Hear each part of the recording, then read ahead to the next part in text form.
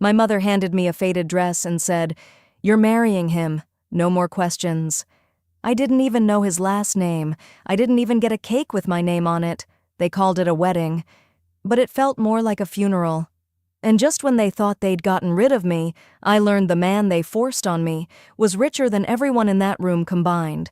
So here's what really happened, and why I never said goodbye.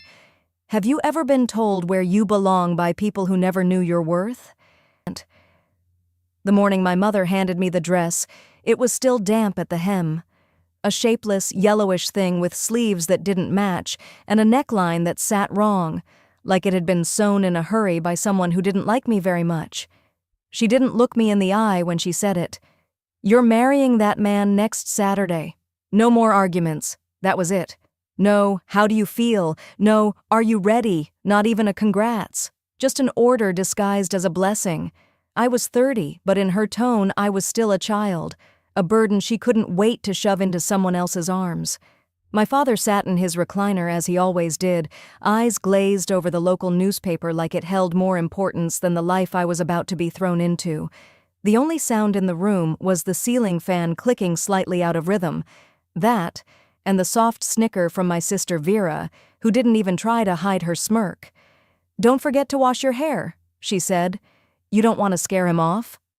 I stood there holding the dress, still damp, still unwanted, like it might start dripping all the disappointments I'd been taught to swallow over the years. Growing up, I had been the quiet one, the obedient one, the one who said, "Okay, Mama," and "Yes, Daddy," even when it hurt. I gave up a full-ride scholarship to stay home and take care of Aunt Loretta when she got sick. My sister got to finish school, move away, live her own life. I stayed behind in the crumbling house with paint peeling off the porch columns and dreams peeling off my ribs. In this family, silence was mistaken for gratitude. I didn't say anything when Mama handed me off like an old shoe. I didn't say anything when she said, "This is where girls like you belong," as if I were being returned to the factory with a discount sticker slapped on my soul. The man, Lazaro, had come around twice. Once to fix the church's plumbing, once to drop off a donation basket. I knew nothing about him except that he worked construction and didn't talk much.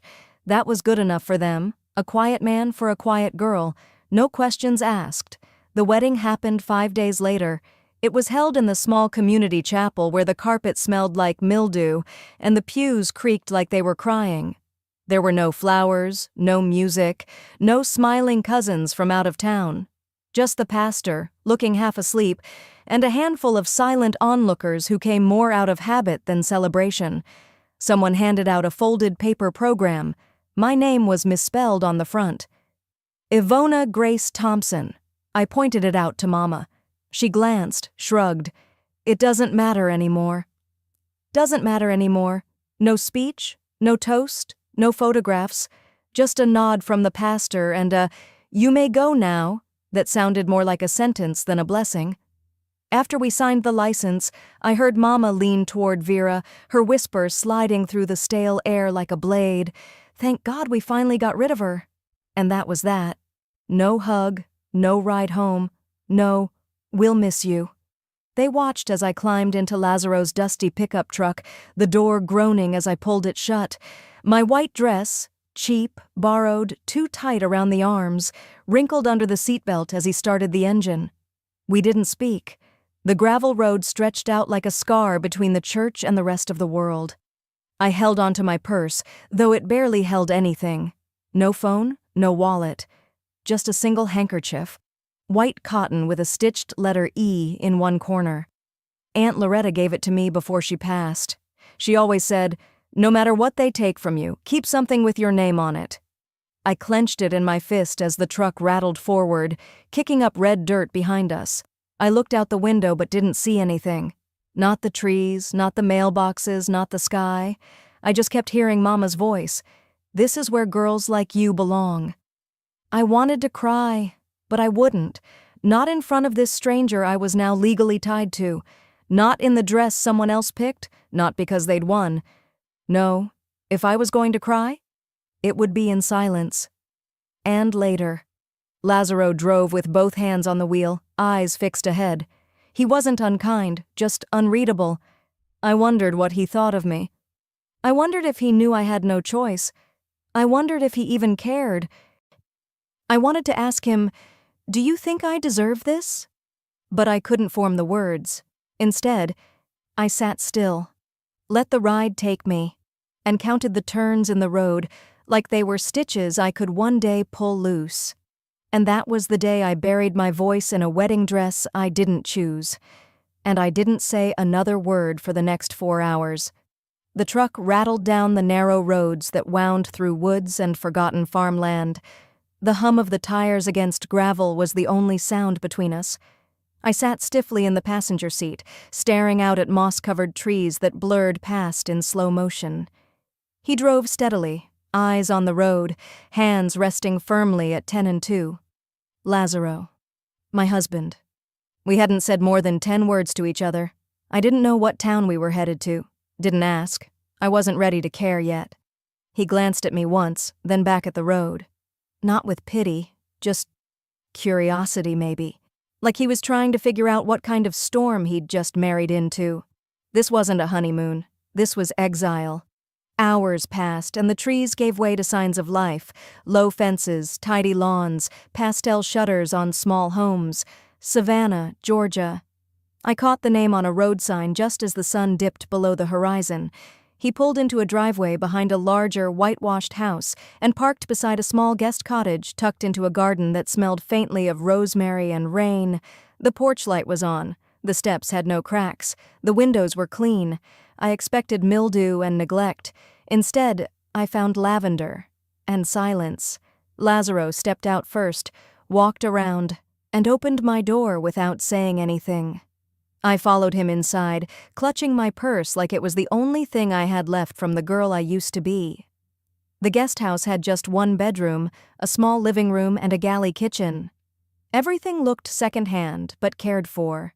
Folded towels, swept floor, dishes drying neatly in a rack. A faint hum of a ceiling fan stirred the warm air. "You can take the bed," he said. "I'll sleep out here if that's all right." He didn't wait for a reply, just moved past me and opened a drawer, pulling out a few tools. Then he knelt in front of a crooked cabinet door and began tightening the hinge. The quiet was disorienting. Not the tense kind I grew up with, filled with glares and guilt, but gentle, like the kind that gives a person space to breathe. He cooked something simple, eggs, toast, and a slice of avocado. I waited for him to say grace or hand me a plate. Instead, he just said, "There's water in the fridge. You don't need to talk if you don't want to." I sat at the table. I ate, and for the first time in days, maybe longer, my breath came steady, not like a gasp for survival, more like air I was allowed to take. He fixed that cabinet, then he folded a dish towel, then he stepped outside without a word. I stayed in that chair, fork idle on my plate, staring out the window where dusk was painting the sky bruised purple. Later that night, after I showered and changed into an old t-shirt he'd left folded on the bed, I turned on my phone. Just one message. From my mother. "Don't come back. It's done. We've moved on." 7 words, not even punctuation, not even a love, Mom. I didn't cry. I didn't throw the phone or scream or ask why. I just powered it off and set it face down on the nightstand. They cut the cord so cleanly, I wondered if I ever mattered at all. I laid on the edge of the bed, too tired to get under the covers, still half-dressed with that stitched handkerchief pressed into my palm like a rosary. My mind kept expecting something bad to happen. A knock on the door, a shouted insult, a slammed cabinet, but none of that came. The room was cool. The sheets smelled like sunlight.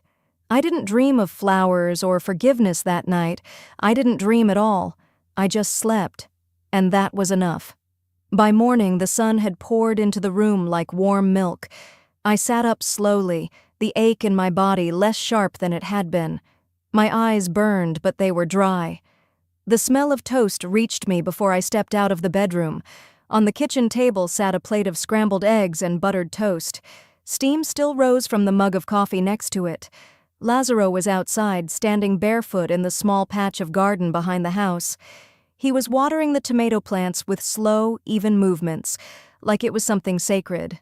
For a moment, I just watched him, the way he moved with purpose but no rush, no heavy sighs, no tension in his shoulders, just a man and a hose and the quiet earth. I stepped onto the porch. He looked up.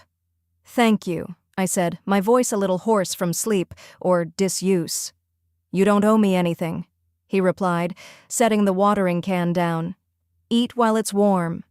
I stood there another second, then turned back toward the table. My stomach growled. But something else stirred too, something deeper. A kindness I couldn't place yet. But maybe, just maybe, I would. I sat with the plate in front of me, steam rising softly off the toast. I hadn't realized how hungry I was until the smell hit, eggs, pepper, butter just starting to cool, but it wasn't just the food, it was the note. Folded neatly beside the fork, written in simple ballpoint ink. "Saw yours was running low." A new bottle of shampoo sat next to it on the table. Something inside me paused. He hadn't asked if I needed it. He hadn't asked if he could buy it. He just noticed. Noticed without comment, without needing praise, without making it feel like a transaction. Still, my fingers hovered over the note longer than I expected. It's hard to trust gentle hands when the last ones left bruises I had to cover with makeup. I pushed the plate gently to one side, stood, and walked to the window. He was back at the garden again, quietly turning the soil with a hand spade. The man moved like someone who didn't need an audience. 3 days had passed since I arrived, each one folding into the next without friction. Lazaro never crossed into my space. He knocked before entering the hallway, asked nothing about my past, and didn't fill silences with meaningless chatter. He cooked, cleaned, repaired a broken drawer in the bathroom like it was a sacred duty, yet something didn't sit right. It started with his tools. One afternoon, I reached under the sink to grab a sponge and spotted the toolbox he kept tucked there. Sleek, new, stainless steel. Makita drills, Bosch laser levels, custom hex sets. Nothing a regular part-time handyman in this part of Georgia would throw cash at. Then there was the stove. It gleamed like something out of a luxury apartment magazine. I'd only seen one like it once, in a showroom in Charleston, $5,000 minimum. High-end stainless steel, 6 burners, a griddle, even a warming drawer. It sat in the middle of our modest kitchen like a grand piano in a roadside diner. When I asked, he just glanced over his shoulder and said, "It came with the place." Right. And I came with a fairy tale. The next morning, I woke to the sound of a car starting earlier than usual. I peeked through the curtain. Lazaro had traded his dusty pickup for a charcoal gray sedan, sleek and silent. He wore a button-down shirt and dark slacks. No tool belt, no paint stains. He was gone before I could ask. And something in me stirred, restless. So I dressed quickly, tied back my hair, and slipped out 10 minutes later. I followed at a distance, careful not to get too close. The streets grew busier as we moved toward the heart of Savannah. Victorian homes gave way to brownstones, which gave way to glass towers that mirrored the sky.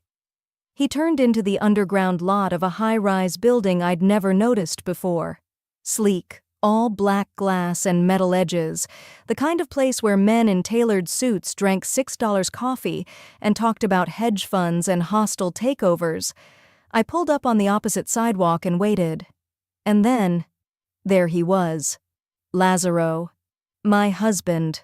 He walked through the automatic doors like he belonged there. No toolbox, no overalls, just confidence and quiet. I stood frozen. What kind of handyman walks into a building where people wear Rolexes and talk mergers? The question stuck with me the entire ride home. I cooked dinner that night. Nothing special, just pan-fried chicken and green beans. I needed to keep my hands busy while my mind raced in circles. He came in late, smelled faintly of cologne, not sweat, but he greeted me with the same gentle nod, took off his shoes at the door like always. Over dinner, I finally broke the silence.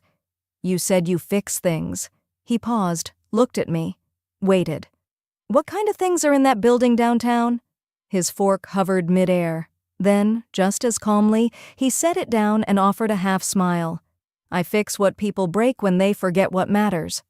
That was it. No elaboration, no deflection either, just that. I didn't push. I just nodded and took another bite. That night, I lay awake a little longer than usual. I stared at the ceiling fan, listening to the soft hum of air moving above me. He didn't make sense, and maybe that's why I hadn't left. The world I came from always made sense. Cruelty passed down like heirlooms, silence mistaken for love, shame woven into every Sunday dress. But this was uneven. This man gave me a guest house, $1,000 stove, shampoo with my name practically on it, yet never once asked me to give anything back. It made me feel strange, so when he handed me a cup of tea the next morning, I didn't hesitate. I smiled and said thank you. I didn't know what he was hiding, I thought, watching him sip his own quietly across the porch.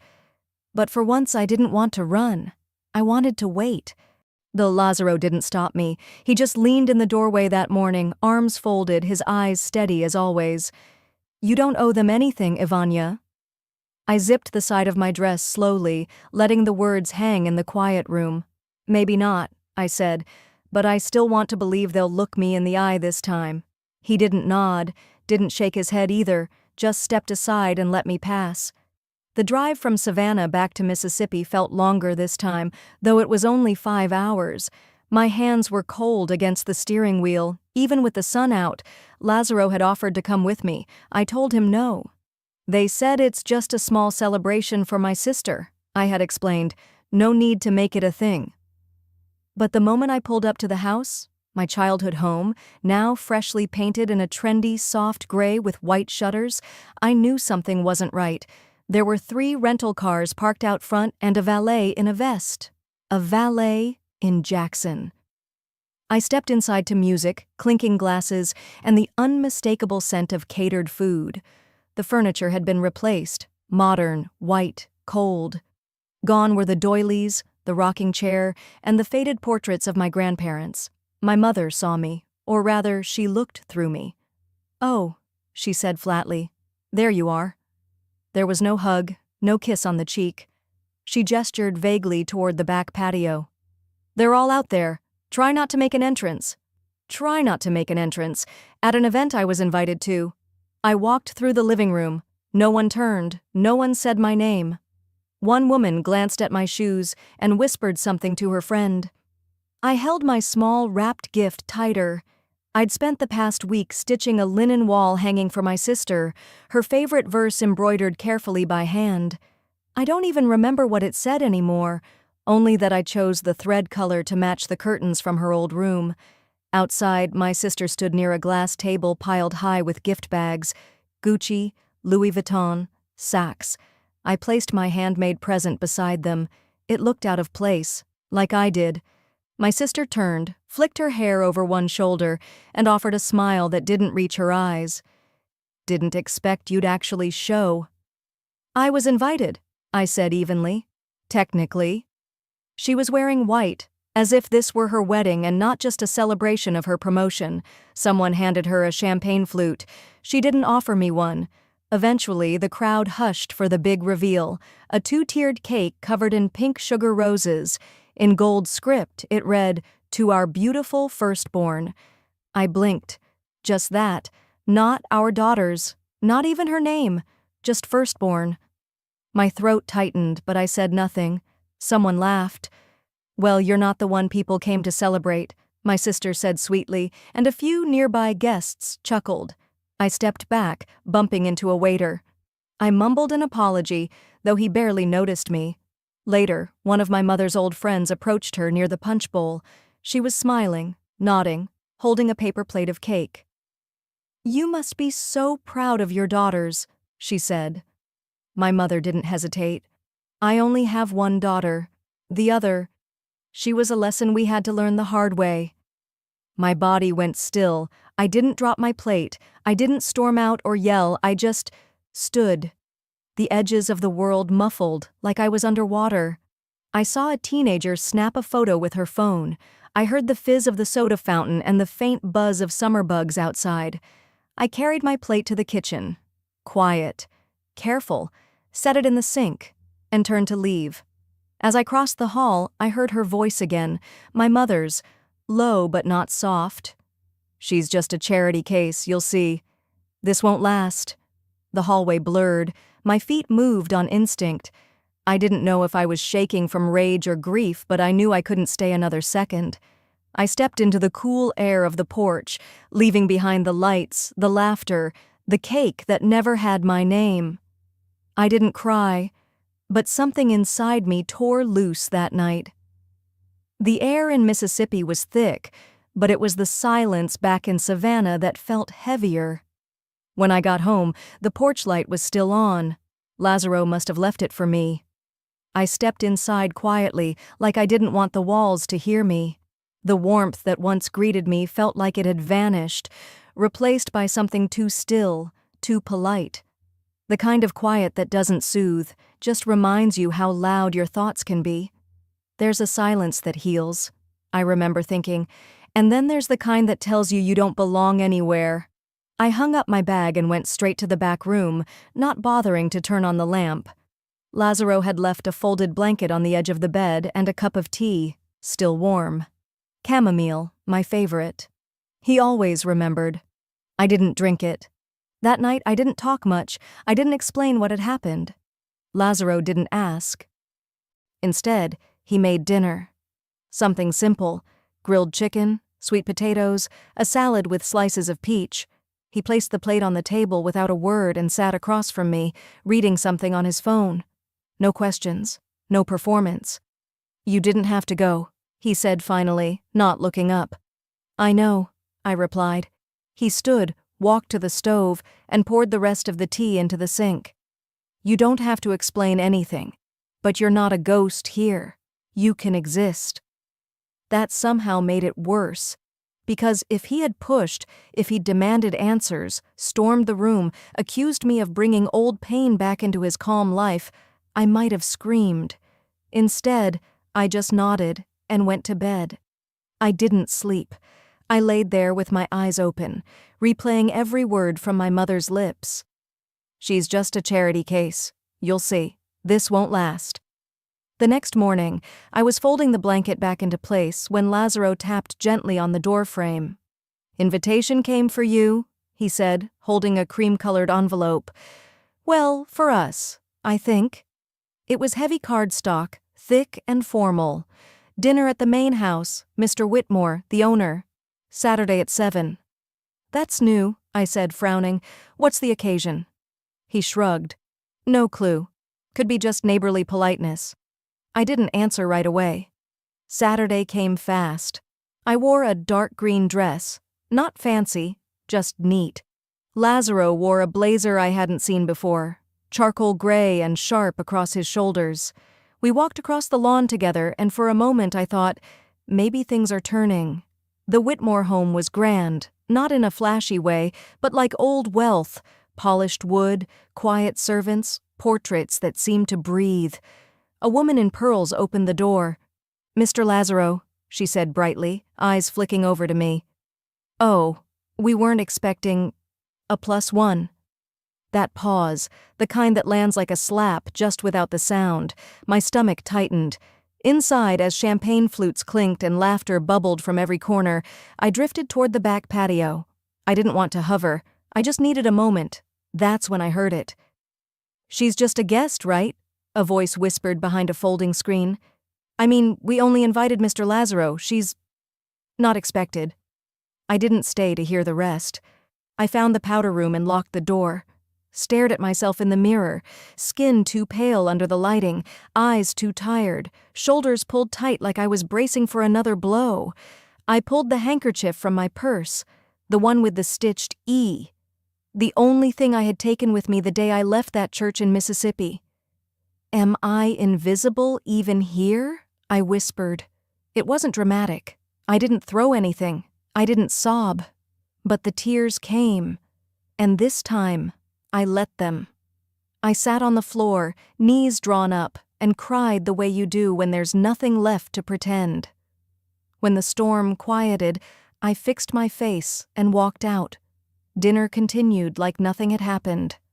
I smiled, said thank you, clinked my glass.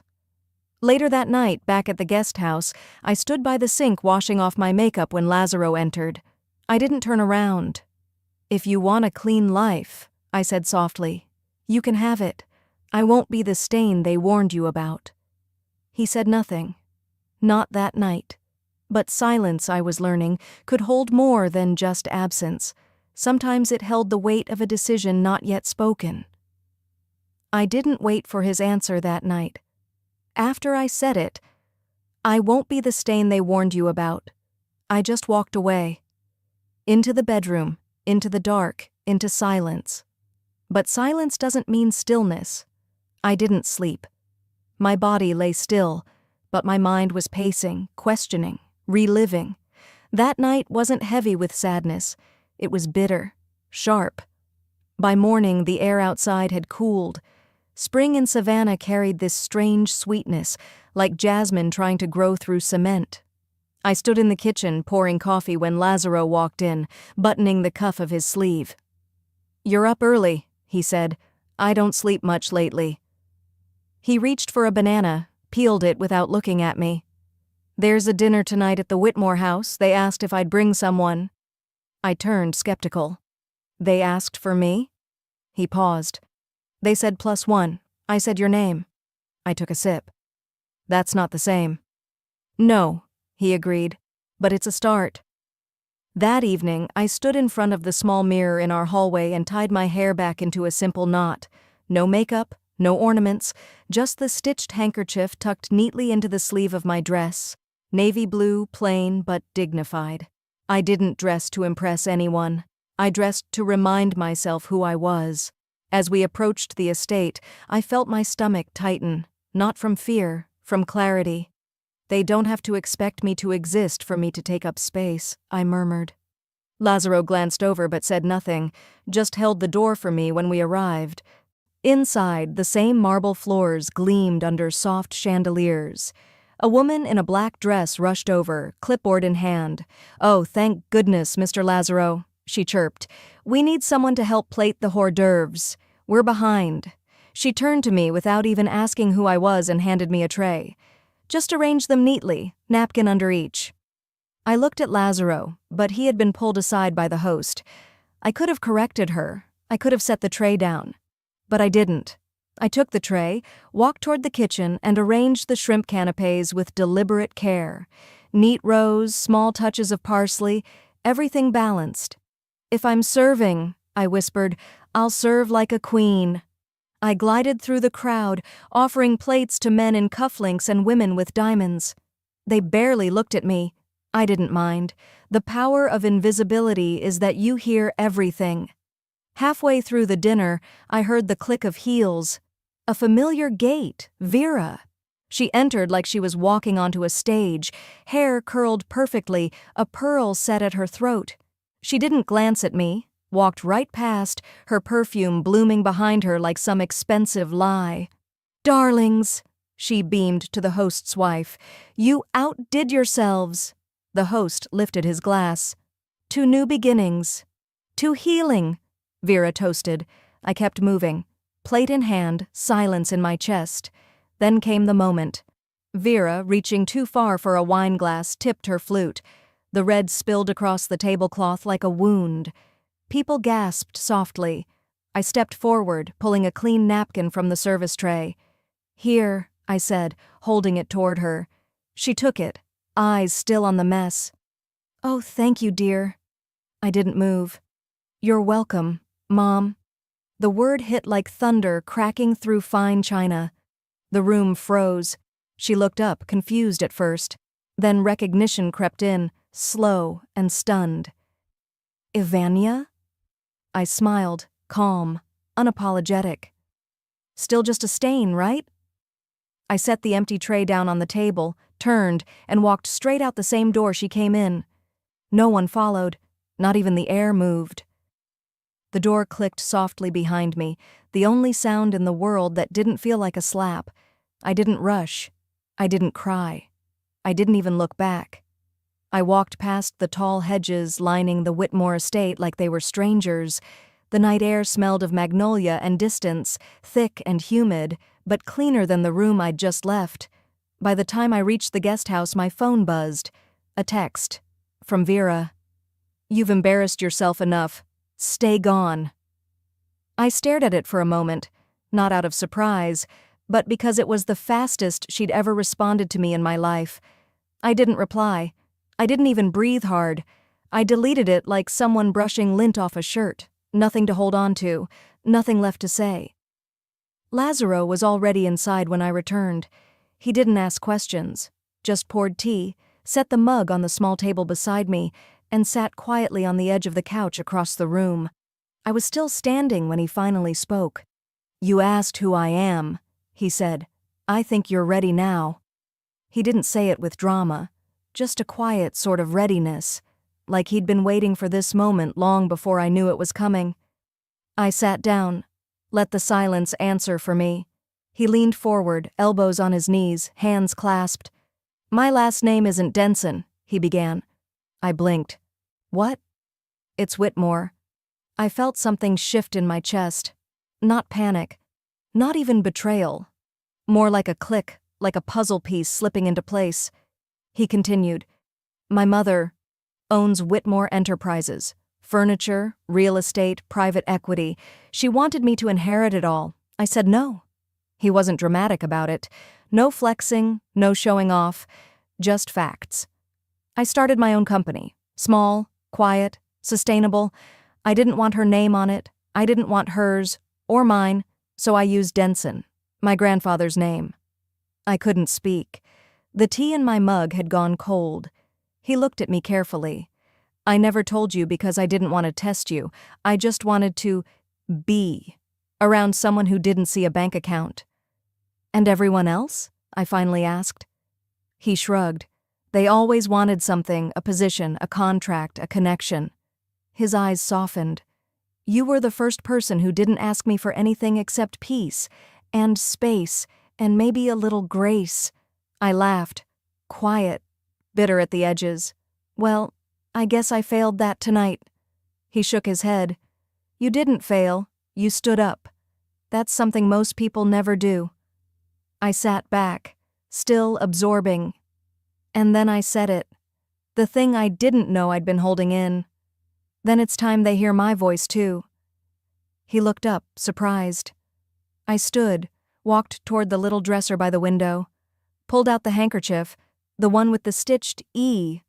I folded it neatly, slid it into my pocket. "I have something to say," I said, "and this time I'll be the one holding the mic." The next morning, I woke early. The sky was still bruised with dawn. I tied my hair back, opened my laptop, and stared at the blinking cursor. I didn't wait for a sign. I typed, "Subject, Whitmore Scholarship Fund," a statement from Ivania I wrote. I didn't hold back. I told the truth, not just about Vera, but about girls like me. Girls told to disappear, told they were stains. I wrote about my wedding, the missing name on the cake, the silence, the rooms where I was present but never seen. I named names, carefully, calmly. I didn't slander. I documented. Then I listed 5 small community colleges and 10 rural schools with high dropout rates. I am not your daughter. I am your reminder, and I will make sure you remember me with every girl you tried to forget. I hit send. My hand didn't shake. It took less than 2 weeks for everything to shift. After I sent the email, silence lingered for a few days, long enough for me to wonder if I'd made a mistake. But then the messages started coming in. Principals, journalists, alumni. Some had read every word. Some had only read the subject line, but they responded. And so did Lazaro. One evening, just as the sun melted into the Savannah skyline, he handed me a navy blue envelope, thicker than the others, the Whitmore crest embossed in gold. An invitation, formal, polished. Whitmore Foundation Annual Gala honoring legacy, elevating voices. Inside, my name wasn't printed at the bottom, it was at the top. Co-director. I looked up at him. He smiled softly. "It's yours, every part of it." I took a breath I didn't know I'd been holding. Then I did what felt right. I got to work. By the time the night of the gala arrived, Savannah shimmered in its spring glow. The event was held at the Forsyth Conservatory, its glass dome glittering under string lights and the soft hum of chamber music. I stood outside for a moment, hand on the door, my clutch tight in my fingers. Inside it, my stitched handkerchief rested neatly. Not for comfort anymore, but as a reminder. I stepped in. The room was a blur of velvet gowns, tuxedos, wine glasses raised mid-conversation, and yet as I moved, something shifted. Eyes followed. Mouths murmured. I wasn't the girl they'd ignored at dinner parties. I wasn't just a wife or the charity case. I was something else now, something they hadn't prepared for. At the far end, Vera stood near the stage, her voice lilting through practiced laughter. She wore red, as always, like she thought she had to announce her power before entering a room. She spotted me for a moment and blinked, quickly turned back to her circle. The announcement came a few minutes later. Lazaro walked up to the podium, crisp in a charcoal suit. No notes, no script. "I've been part of this foundation in silence for years," he began, "but tonight I want to introduce the person who's been writing its next chapter." A pause. She's been called a mistake, a stain, a burden. But tonight, she holds the pen. He turned, reached out. "Vanya Whitmore." I didn't hesitate. I stepped onto the stage with the weight of every insult, every dismissal, every empty room I'd been erased from, beneath my heels. But I didn't carry them. I walked over them. The mic felt cool under my fingers. The room quieted the moment I exhaled. "I want to thank those who never believed in me," I began. "You made me sharper. You made me listen when silence could have drowned me." I scanned the room. My past doesn't vanish. It's sewn into me, like a thread through every dress I wasn't allowed to choose, every meal I served when I was supposed to be seated. Someone near the back shifted uncomfortably. Another lowered their glass. But I'm still here. For every girl told she belongs in the background, for every daughter who's told to hush, I want to say this: you belong wherever you decide to stand. The room paused. Then it broke. Applause, real and rising. People stood, some clapped harder than others. But it didn't matter. They were facing me now. When I stepped off the stage, Vera was waiting, arms folded, chin high, voice sharp. "So, you came to flaunt your husband's money." I didn't flinch. I reached into my clutch, pulled out the ring Lazaro had given me, the one I hadn't worn in public since the wedding. I slipped it on, right there in front of her. I came to return what was always mine. She opened her mouth to speak, but nothing came out. I walked past her. Before leaving the stage entirely, I paused, removed the stitched handkerchief from my bag, and draped it gently across the microphone.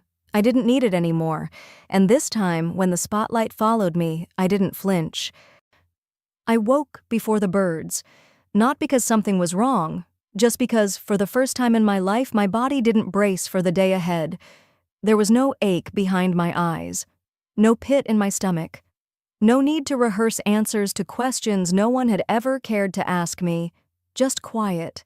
Not the kind that weighs heavy on your chest, the kind that breathes with you, the kind that says, "You're safe now."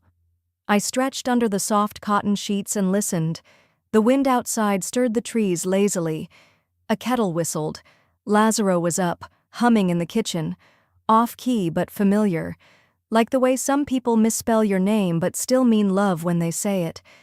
I pulled the curtain slightly. Sunlight eased through like a warm hand. My eyes lingered on the small garden patch by the porch, where the tomatoes were finally beginning to fruit. "This isn't a fairy tale ending," I whispered into the stillness. "It's something better. It's mine." While Lazaro prepared breakfast, I wandered toward the old oak table by the window. A stack of envelopes waited, some invitations, some congratulations, and then one, thinner than the rest, bearing the crest of a university I hadn't thought about in years. Hands steady, I tore it open. "Dear Ms. Whitmore, we are pleased to inform you of your admission into the part-time Medical Foundations program, spring term." My breath caught. I hadn't let myself hope. Not really. I'd applied on a dare, a private one, whispered to myself at 2 a.m. one night after rereading my old journals. They'd said I was too late, too old, too average. But I knew now. I'd never been average. I'd just been silenced. Lazaro walked in with 2 mugs, one for him, dark and bold, one for me, lighter, with honey. He glanced at the paper in my hand. That it? I nodded, the corners of my mouth rising slowly. That's it. And then, of course, it buzzed. My phone. Hidden in the kitchen drawer most days now. I picked it up, already sensing the weight on the other end before I saw the name. Vera. I stared at the screen long enough for it to stop ringing, but it lit up again, and again. This time, I answered. Her voice crackled, not just through the speaker, but as if it had traveled through too much pride, too many years of not listening. I heard your speech, she said, no greeting. I didn't know you could speak like that. I sipped my tea. I always could, you just never listened. Silence. I was wrong, she finally said. It wasn't an apology. It was a confession. And for the first time, I didn't twist myself into forgiving. I didn't reach across the line she'd refused to cross my whole life. That's not mine to fix, I said. I've already chosen healing. Before she could answer, I ended the call. Not out of cruelty, but clarity. Some things don't need to be held anymore. Some weights aren't yours. That afternoon, I packed a bag and headed to campus. Orientation wasn't for another month, but I wanted to see it, touch the place I'd fought so long to believe I was worthy of. Outside the building, students moved quickly. Backpacks, lattes, earbuds. They looked young, half restless, half hopeful. I stood there, not trying to fit in, just breathing. A young man with a clipboard passed by, glanced at my badge, and smiled. Dr. Whitmore? I laughed gently. Not yet. He nodded. Well, soon. I looked down at my hand. The ring still glinted in the afternoon light, but what grounded me wasn't gold. It was the folded handkerchief, still tucked in my coat pocket. The same one they gave me on a day meant to bury me. The same one I carried when I decided to rise. It wasn't about them anymore. I walked toward the entrance, steps even, shoulders back, because sometimes being forced into silence teaches you how to listen to your own truth. They said I belonged at the bottom, in the shadows, behind the scenes. But I found out I belong exactly where I choose to rise, and that's where the story begins.